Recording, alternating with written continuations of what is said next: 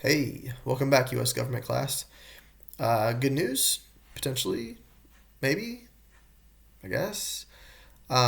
We are on to branch number two of the U.S. government, right? So we obviously looked at the philosophy and the history of our government, and then we looked at the legislative branch, and now we're on to the executive branch, all right?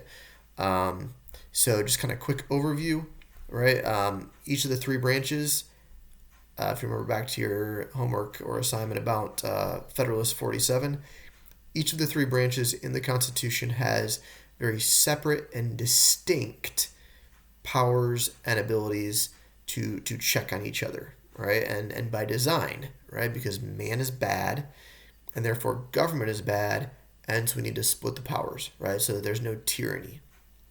Now, we talked a lot about how the legislative branch's job is to make and create laws.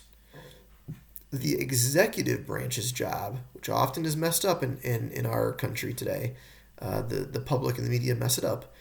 But according to the Constitution, the job of the executive branch in our country is to execute or to put into practice or to make happen the laws, right? So in other words, all the little details that go into actually making the law go into effect, right? To go from a piece of paper to action is taken care of by the executive branch.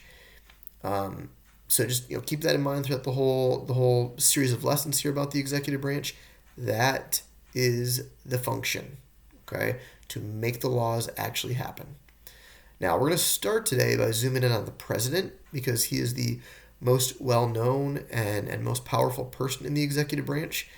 But we will find out that there are, in fact, millions of people in the executive branch. It is a massive collection of people that work in the executive branch, but most people can only name one or maybe two people in the executive branch.